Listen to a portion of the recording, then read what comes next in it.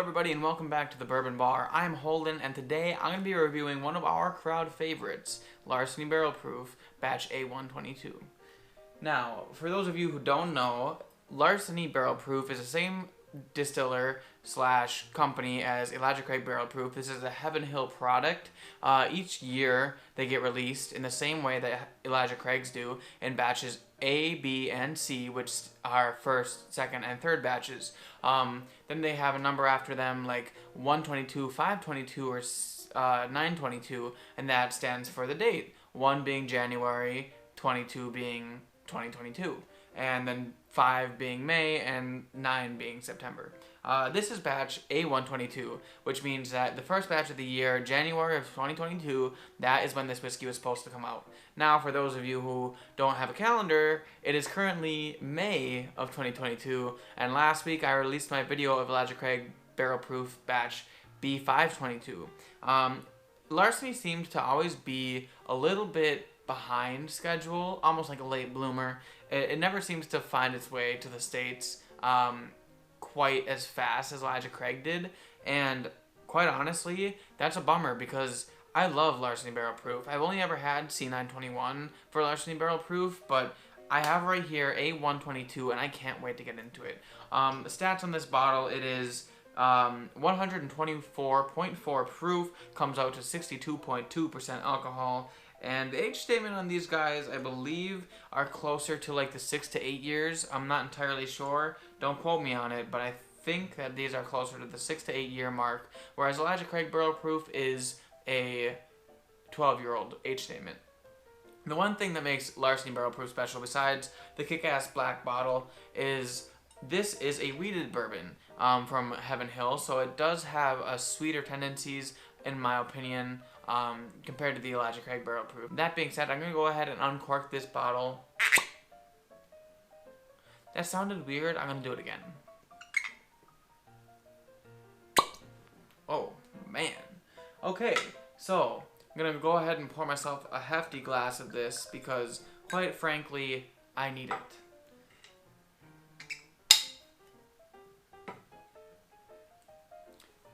Now, I'm going to go ahead and get this thing right on the nose for you guys and let you know what it smells like. Oh, it's sweet. Very sweet, actually. Oh, that smells good.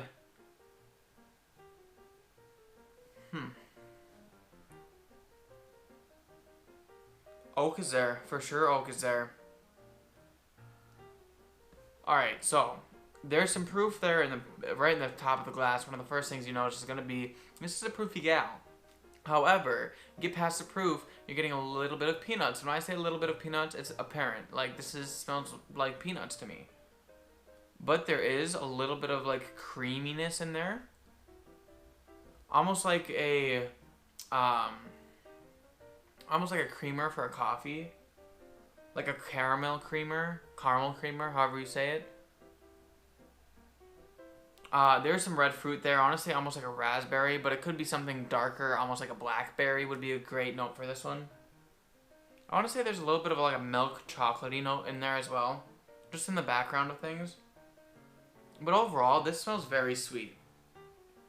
I want to say like almost like a vanilla caramel, like a vanilla caramel candy. One thing I'm not getting in this, which I don't think I've gotten out of the other Larceny Barrel Proof, is a note that I normally find in wheated bourbons, which is fresh bread. I normally get this great fresh bready note whenever I drink a wheated bourbon, and this one doesn't quite have it. It's almost too sweet for that fresh bread note. But we're going to go ahead and get this one on the palate for you guys and let you know how it tastes.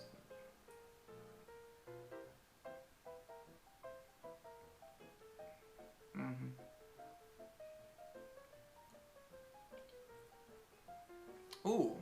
Oh. Shit. First of all, pleasant surprise. And I can't say that I'm surprised, but pleasant first reaction is the mouthfeel going in. This one is viscous. It's rich, full of flavor. The viscosity of it is honestly fantastic. I mean, it's got legs for days. Everyone knows that legs for days are the best.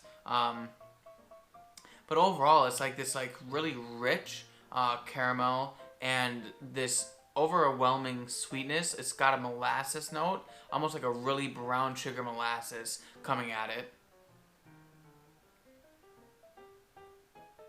Yep, some brown sugar, molasses, lots of oak.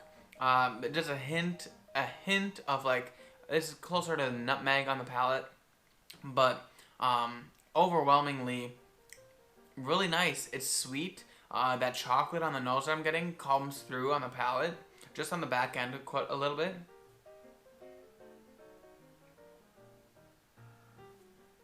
This is good. Honestly, coming off of Elijah Craig Barrel Proof B522 and right into this one, I'd have to say, I think this is doing better than the Elijah Craig. I mean, I dare say that this is fantastic.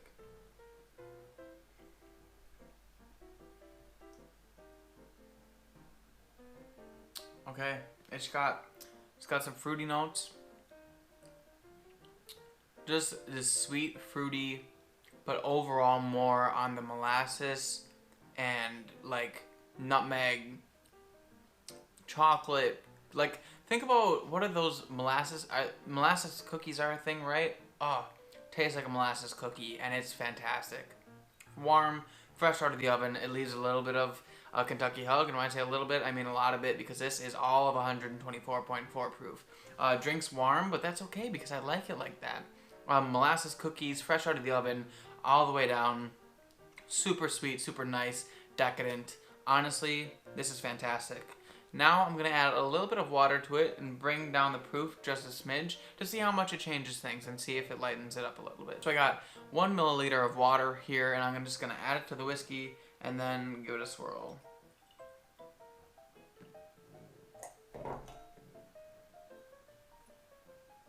So while I'm getting that mixed up, go ahead and leave a comment in the comment section. What is your favorite? Elijah Craig Barrel Proof or Larceny Barrel Proof? And whichever one's your favorite, let me know your favorite batch as well. I'd be interested to find out.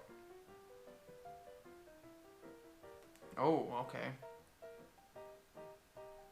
So the water just kind of like simplifies things, cuts out a little bit of that alcohol, super sweetness coming on the nose. All that sweetness kind of turns more into a caramel sweetness on the nose. Not overwhelmingly fruity like the blackberry note, but falling more in line with the peanutty note that I was getting on the nose. Oh, and honestly, that milk chocolate has risen very far up the totem pole. I mean, add a little bit of water to this, and this really does smell like chocolate covered peanuts that you can just pick out of the bag and snack on. It's honestly fantastic. So good.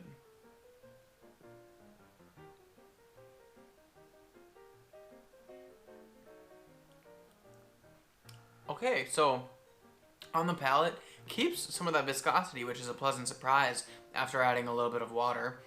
Very sweet. That molasses is tamed down a little bit, but it comes more across as a caramel with a little bit of peanuts and a little bit of oak. And quite honestly, very pleasant. I'm pleasantly surprised.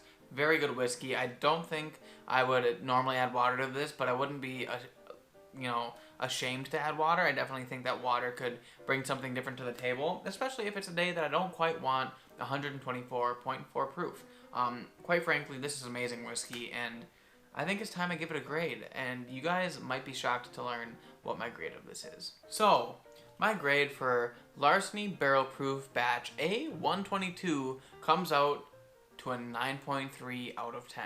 Honestly, I love this, and for the price point of this, the price that I paid for this whiskey, I believe, is like $60 flat, or $55, I'm not even sure, one of the two, but for a barrel proof whiskey this good, for $55, is a steal. If you guys have seen this in stores for that price, and you didn't buy it, I honestly feel so sorry for you. But honestly, 9.3 out of 10, this whiskey is fantastic.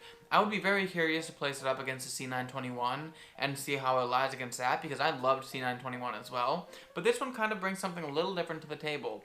Still very sweet and very good, but a little bit more peanutty, whereas that one has a little bit more of like a creamed root beer note to me. Anyway, this is a 9.3 out of 10, and I think my honest opinion is that Larceny Barrel Proof, for me, at least for me, for the last couple batches, C921 and A122, are better than Elijah Craig Barrel Proof.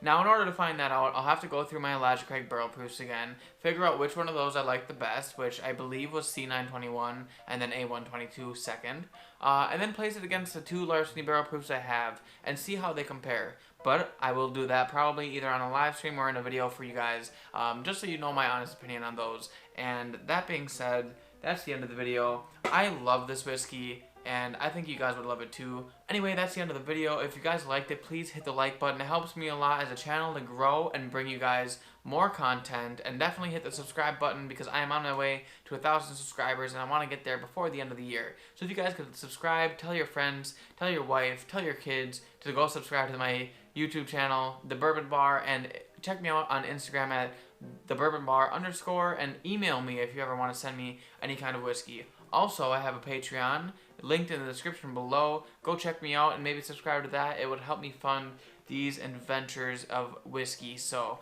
that is the end of the video. I'll see you all in the next class.